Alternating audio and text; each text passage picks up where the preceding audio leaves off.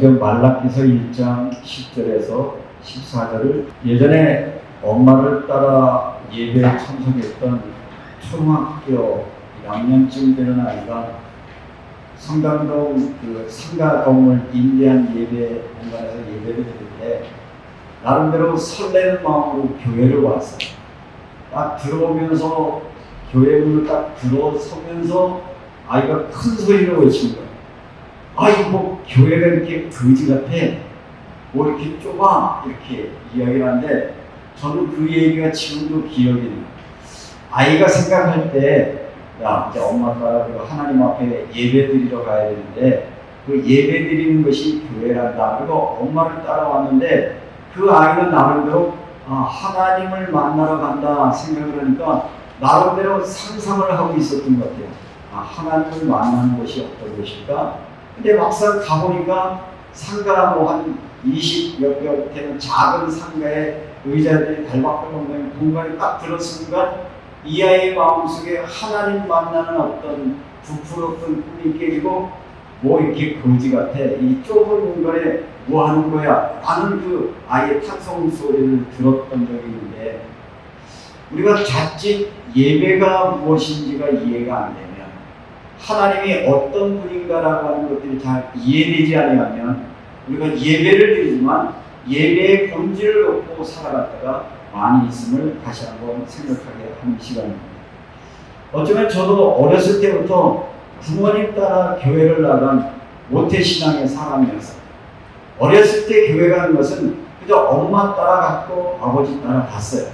열심히 따라갔고, 어느 날 따라가다가 하나님이 계시다는 걸 막연하게 들어지긴 했는데 어느 날 하나님이 내가 바라고 원하는 대로 하나님이 안 움직여주는 거예요.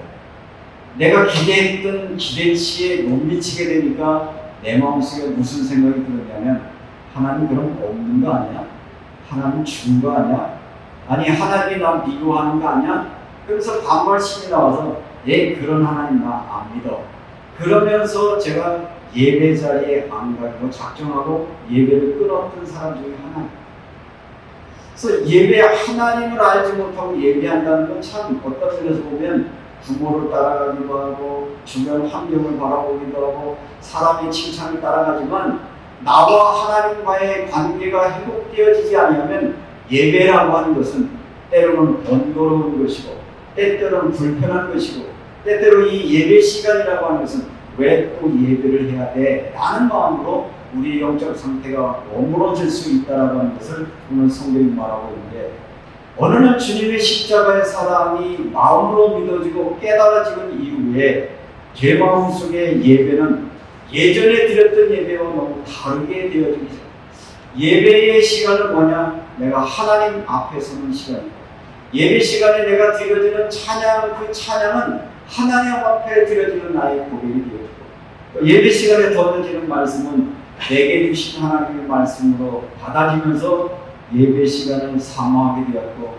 예배가 너무 행복했고, 예배 시간이 이 세상에서 가장 행복한 시간이었는데, 한때는 이 예배를 마음껏 드릴 수 없는 시절이 있어서 어린 시절에 제 마음속에서 오는 하나님, 내가 평생 마음껏 예배할 수 있는 사람으로 살기 원합니다.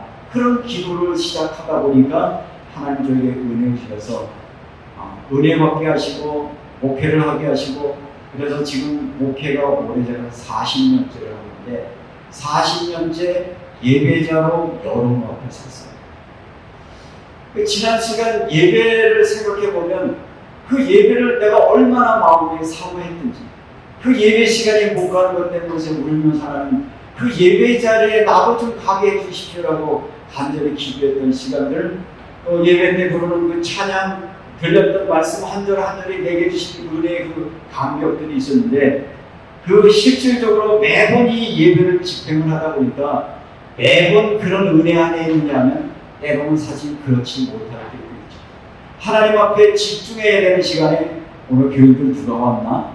어떤 사람이 안 왔나? 이런 데 마음을 빼앗기도 하고, 또 여러 가지 주변의 환경 때에 마음을 빼앗겨서 예배를 드리면서도 마음속에 허탈한 마음과 불안한 마음속에 있었던 시간도 있었는데, 오늘 이 말라기서를 통해서 우리에게 주신 오늘의 말씀은 나는 예배자인가?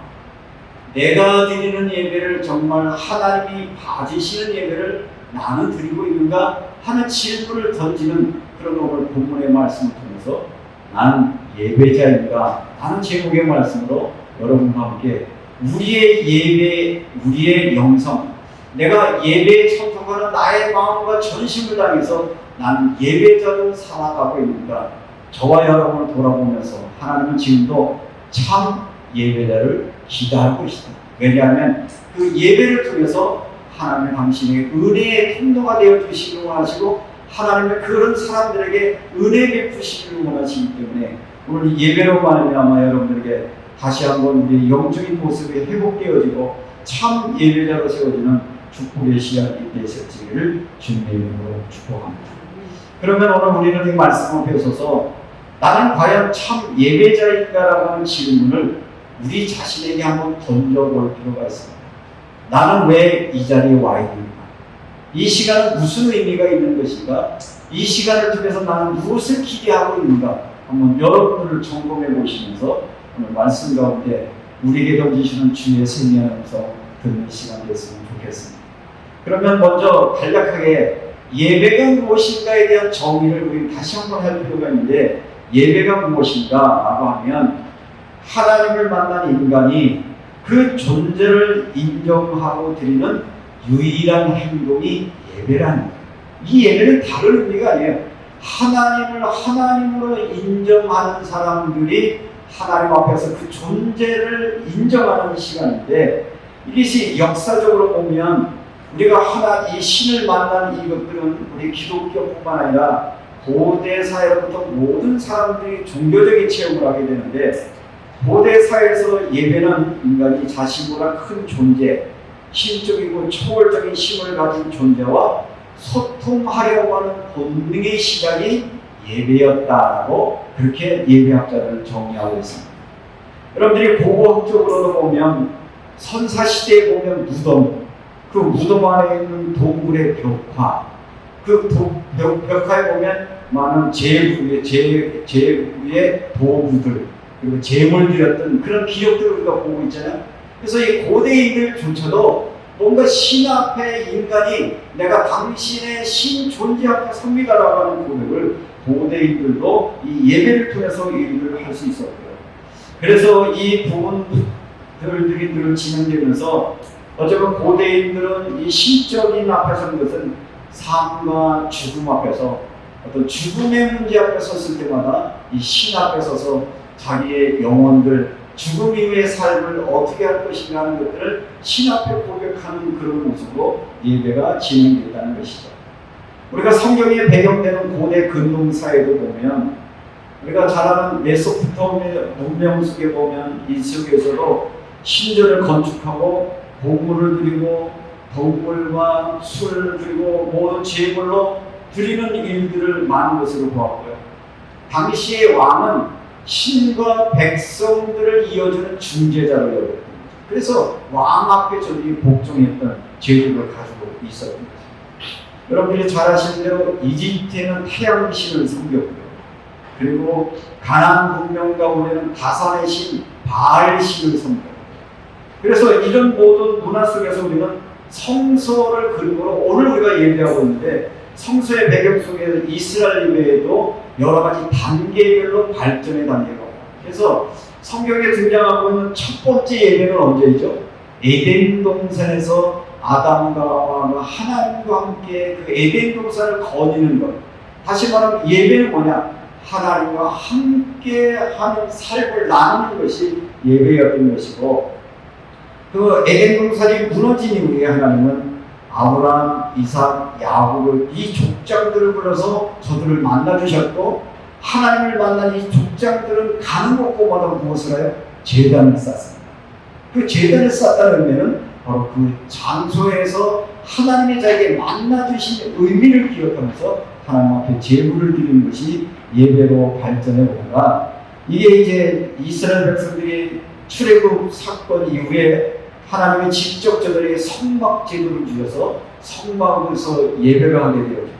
시간이 역사가 지나서 솔로몬이 지나면서 솔로몬이 위해 성전 중심의 예배가 되고, 성전 중심의 예배가 오늘 구약 성경에 나와 있는 이 예배 중심이 되고 있다가 이들이 포로기 이후에 성전이 무너진 이후 다음에 회당에서 예배를 드리기 시작하면서 회당 예배가 조금 바뀌죠.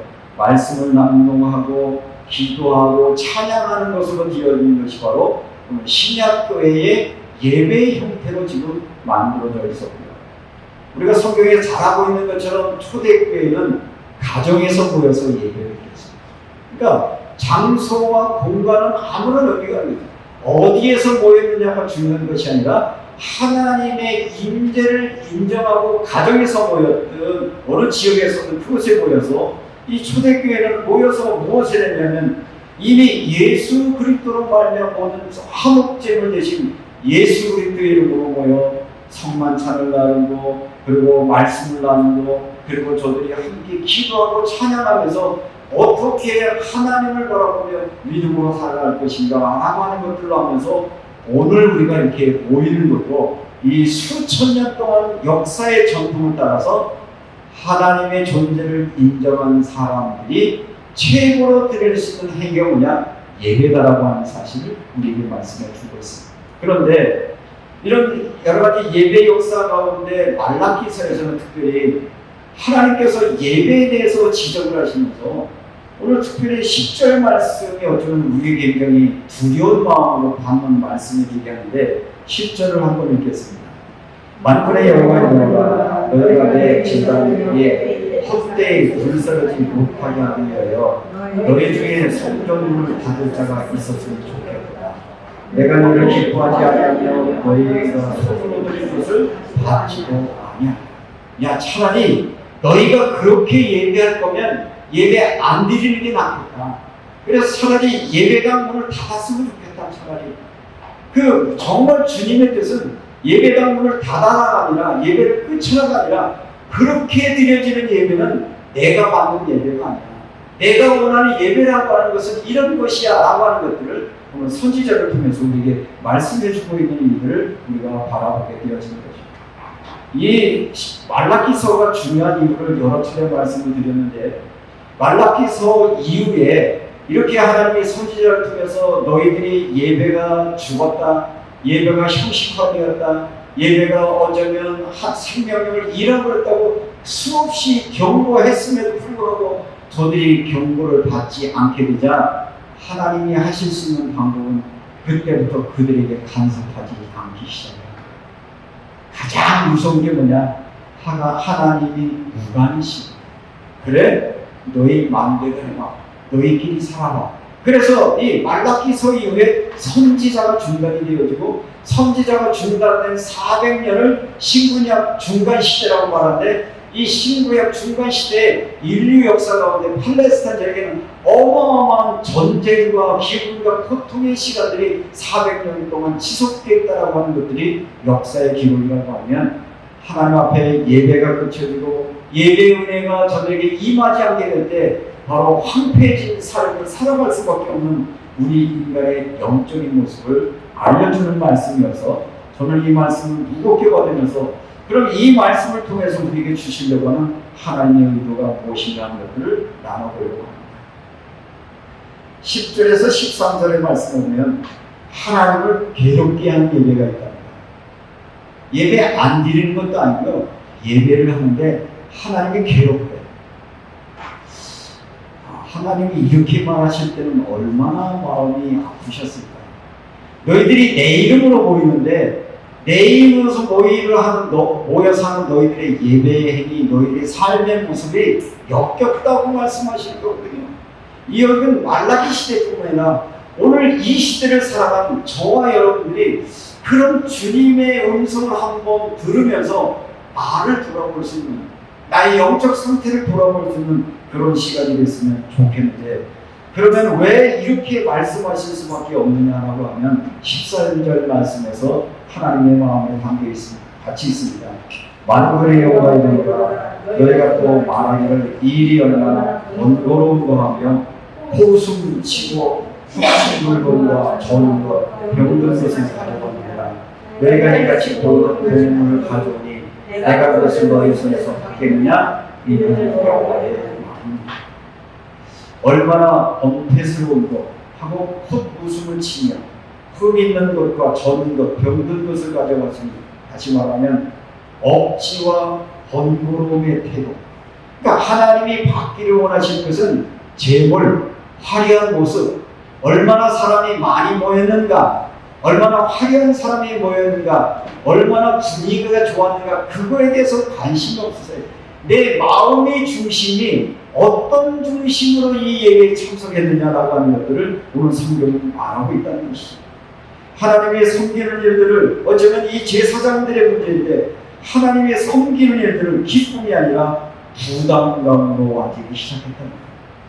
어쩌면 목회자에게 던지는 메시지이기도 하고, 이미 신앙생활을 오래 했던 우리도 모르는 사이에 나도 모르게 찾아오는 우리의 영적인 무감각을 시작하는 말씀이라고 시작했는데, 오늘도 우리가 마찬가지로 주일 예배를 정말 감사의 시간이 아니라 해야 하니까 어쩔 수 없이 의무가 될 때 하나님은 그걸 기뻐하지 않는다.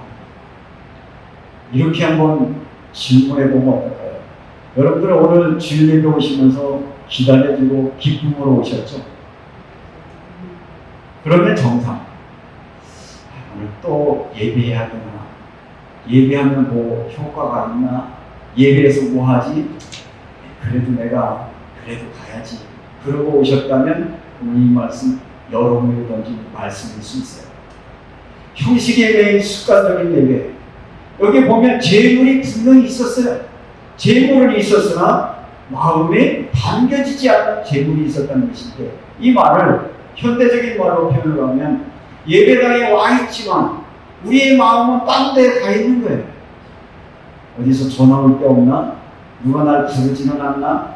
아니면 여러분들이 일주일 동안 있었던 여러분들의 심격에 생각에 사로잡히거나, 아니면 예배 마치고 진행되어야 되는 다른 일과의 마음을 빼었거나, 예배 시간 오늘은 얼마나 빨리 끝날 것인가, 뭐 이런 것들을 기다리면서, 그런 당시의 제사장의 모두가 다른 번이 없었는데, 그래서 이때 이런 마음을 읽으시는 하나님은 10절에 너희 중에 성전문을 닫은 자가 있으면 좋겠다. 차라리 예배당의 문을 닫는 있어도 있더라도 하나님을 모독하는 예배가 진행되는 것을 막아야 되겠다. 라는 심각한 상태를 우리에게 말하고 있는데, 그래서 이 말씀을 준비하면서 하나님, 우리가 드려지는 예배가 하나님께 모욕이 되고 하나님에게 불쾌감을 드려지는 그런 예배자로 서는 것들이 하나님, 그런 죄가 우리가 범하지 않도록 최선으로 우리가 우리의 마음과 중심을 다음에 하나님 앞에 예배하는 예배자로 살 수 있도록 은혜 주옵소서 하는 마음으로 말씀을 드립니다. 그런데 이건 억지로 되지는 않아요. 은혜가 필요해요. 그래서 여러분들 이것들은 하나님 그런 은혜를 주옵소서라고 하는 간절한 마음에 사모하는 마음, 정말 하나님 은혜를 구하는 간절한 심정이 생길 때 하나님 그런 은혜를 부어 주실 줄로 믿습니다. 그러면 오늘 이 말씀을 진행을 하면서 그럼 하나님이 받으시는 예배는 어떤 예배냐 말이죠. 하나님이 받으시는 예배는 13절의 말씀인데, 14절인데, 짐승 떼 가운데 수컷이 있거든 그 소원하는 일에 흠 있는 것으로 속에 내게 드리는 자는 저주를 받으리니 나는 큰 임금이요 내 이름 이방 민족 중에서 두려워하는 것이 됨이니라. 나는 누구냐? 나는 큰 임금이라는 거예요. 세상의 왕도 아니고 이 땅의 모든 것을 창조하신 전능한 창조자인데, 그런 창조자인 나의 존재를 인정하는 마음으로 예배하지 않는 것은, 그런 예배는 온전치 않다라고 이야기하고 있는 것입니다. 이 말씀의 의미는 하나님은 중심을 보신다는 것이죠. 하나님을, 우리의 모든 것들은 중심을 보시는 것을 말하는데, 물질의 양이 아니라 마음의 성실함, 작은 것이라도 여러분의 마음이 담겨져 있는, 작은 고백이라도 여러분의 마음이 담겨져 있는 신령과 진정으로 드려지는 예배를 받기를 원하십니다. 우리 교회가 주일마다 예배 때 38장을 부르세요. 저는 예배에 38장을 부를 때마다 제 고백이 그렇습니다. 예수 우리의 왕이여 이곳에 오셔서, 예수 우리의 왕이여 이곳에 오셔서. 최소한 예배는 뭐냐? 왕 대신 예수여 이곳에 임재하여 주셔서, 이 공간에 임재하여 주셔서, 이 예배에 참석한 우리 저를 포함한 성도 한 사람 한 사람을 만나주시고, 한 사람 한 사람들의 마음을 돌봐주시고, 저들이 처하고 있는 처지의 상황을 아시고 하나님의 그 은혜를, 하나님의 축복을 부어주옵소서 하는 마음으로 이 찬양을 부를 때마다 정말 하나님 앞에, 내가 오늘 이 시간도 하나님 앞에 예배하고 있구나, 하나님의 임재 가운데 이곳에 있구나. 그러니까 이 자리가, 그 시간이 얼마나 소중한지. 최소한도 일주일에 우리가 수없이 많은 52주 많은 시간들을 지내면서 일주일에 한 번을 온전히 예수 우리의 왕이여 이곳에 오셔서 나를 만나주시고, 나를 만나주시고, 나의 삶에 간섭해 주고 인도하는 그 시간이 얼마나 귀하고 축복인 시간이 생각하면 예배 시간이 기다려주고 준비할 수밖에 없는 그런 고백을 여러분에게 드리는 것입니다. 하나님을 왕으로 인정하는 태도가 필요하다는 것이죠. 하나님은 나의 큰 임금이요 왕이라고 말씀하십니다. 그러니까 우리가 드리는 예배는 창조주여 만왕의 왕 앞에 나가는 자세로 나오는 것을 예배자의 자세라고 얘기를 합니다. 혹시 대통령이 온 자리에 초대받아본 적 있으세요? 대통령이 참석하는 곳에 가기만 해도 사전에 신원 조사하고 뭐 수칙도 많고 많아요. 최소한도 한 나라의 대통령을 만나러 가려고 해도 미리 준비해요. 대통령을 만나러 이미 마음이 달라요. 그냥 일본 사람 다르잖아요. 그래서 가기 전에 또 생각해보고 기대하고 그런 마음으로, 여러분들이 일주일 동안 사시면서 우리가 어떤 마음으로 예배를 준비해야 되냐면, 내가 대통령을 만나기로 일주일 전이다, 이런 생각으로 만왕의 왕 되신 하나님을 만나는 주일날 예배 시간에 내가 그분을 기억한다는 마음으로 준비하시고 기도하시는 마음으로 참석할 수 있기를 주님의 이름으로 축복합니다. 이렇게 준비하고 드려지는 예배가 하나님 오시기에 기쁜 예배라고 하는 것이죠. 뿐만 아니라 이 예배라고 하는 것은 단 일회성이 아니라 사도 바울은 예수 그리스도를 만난 이후에 정말 주님과 나와 동행하는 삶을 살다가 로마서 12장 1절 2절에 보면 너희 몸을 하나님이 기뻐하시는 거룩한 산 제물로 드리라, 이는 너희가 드릴 영적 예배이다 라고 말하고 있습니다. 다시 말하면 오늘 이 예배 시간뿐만 아니라 일주일 동안 살아가는 동안 여러분들의 마음속에 너희 몸이라는 것은 나의 일상의 삶들을, 평범하게 살아가는 하루하루의 삶들이 하나님 앞에서 살아간다는 마음으로, 하나님이 지금 다 나와 함께하는 걸 인식하고 그분 앞에 살아가는 마음으로 살아가는 것들이 모아져서 우리가 함께 모여 예배하는 것이 참 예배라고 말하고 있습니다.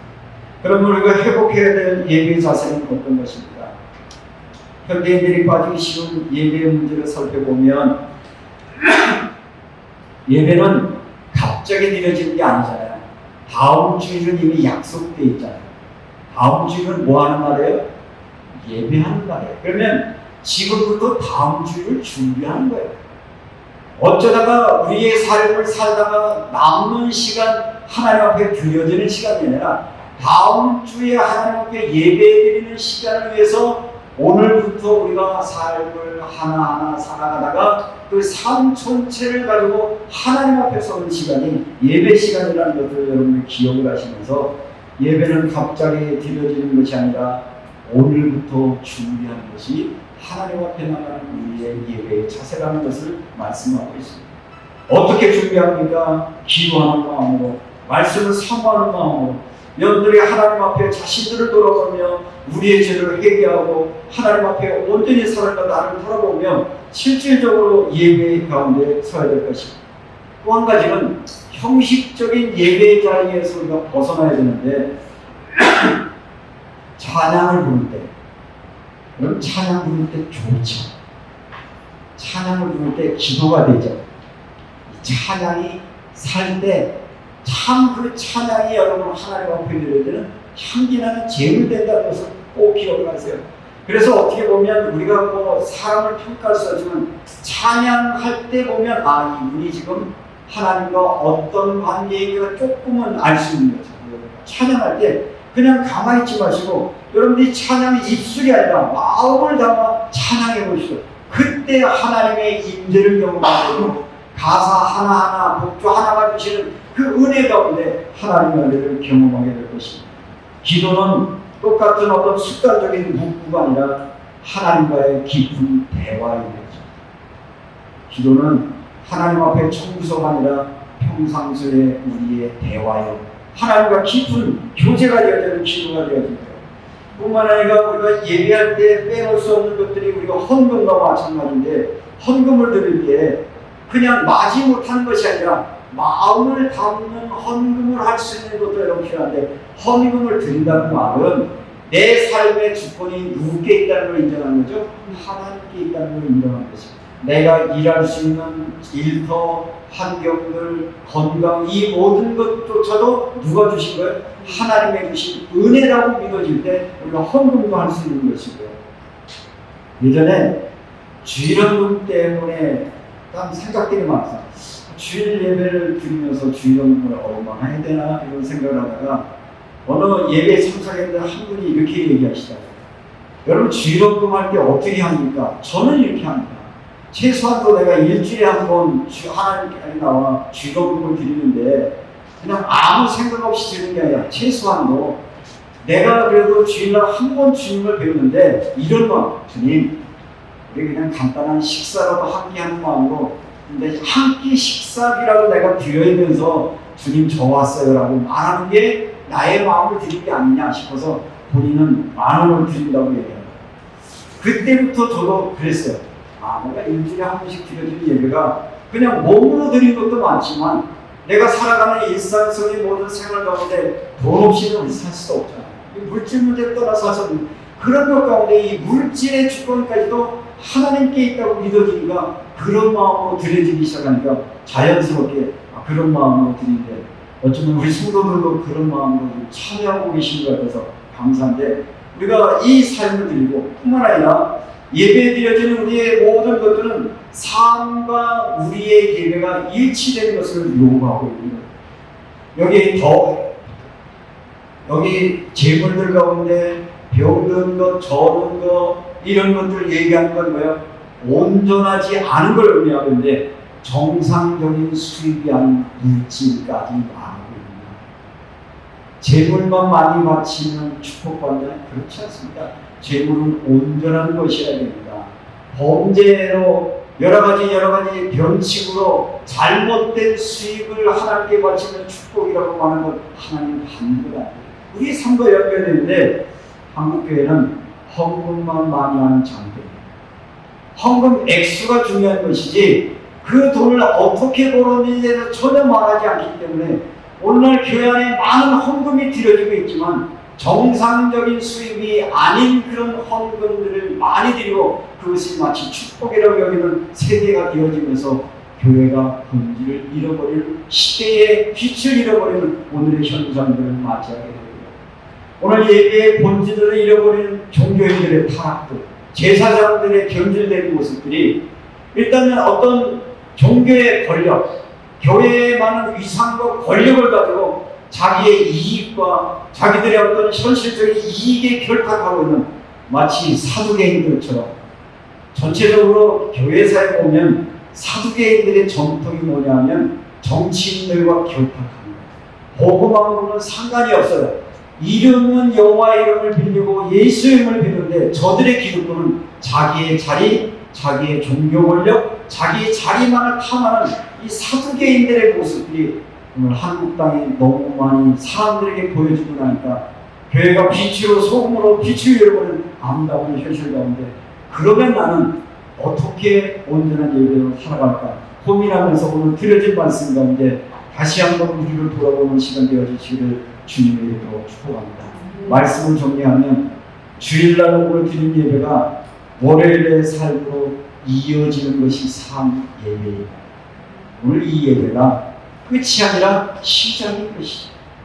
하나님 앞에 여러분들이 기도하는 마음으로 찬송했고 헌금 드린 마음으로 집으로 돌아가고 일상으로 돌아가면 하나님이 주신 은혜로 살고 하나님이 공급하신 은혜 가운데 살기로 해서 그분과 깊은 교제가 이루어지고 하나님이 나의 삶에 간섭해 주시고 하나님의 뜻대로 살아가는 삶이 되게 하소서. 한 주간 살다가 그 은혜가 가운데서 또다시 다음 주일날 예배자로 참석할 수 있는 우리 소명교회 성도들 되어주시기를 주님의 이름으로 축복합니다. 그래서 여러분의 일터와 가정 속에서 하나님을 늘 인정한다. 너는 범사에 그를 인정하라. 그리하면 내 일을 지도하시고 하나님은 한순간도 여러분을 떠나지 않습니다. 여러분과 함께 계십니다. 함께 계심을 마음속에 자꾸 인식하는 거예요. 그게 믿음이에요. 하나님 나와 함께 하시지. 하나님 모든 걸 알고 계시지. 주님이 나와 동행하고 계시지. 그리고 여러분의 삶을 살아낼 때 여러분들이 지칠 때 여러분의 힘을 주시고 여러분들이 길을 알지 못할 때 길을 제시해 주고 여러분들을 인도하시는 여호와의 인도하심이 여러분들의 삶 속에 있기를 주님의 이름으로 축복합니다. 오늘 이 말씀을 마음에 새기며 우리의 예배를 돌아보고 새롭게 하여 하나님의 기뻐하시는 예배자로 이 한 주간 살아가서 이번 한 주간이 여러분이 아니라 하나님과 동행하는, 그래서 여러분이 입술이 찬양할 때마다 입술로 기도할 때마다 여러분의 찬양과 기도를 들으시는 하나님, 때때로는 여러분의 탄식과 한심 소리, 여러분의 신음소리에 귀 기울이시는 하나님 앞에서 한 주간을 살아가는 예배자의 승리의 삶이 여러분의 길을 주님의 이름으로 축복합니다.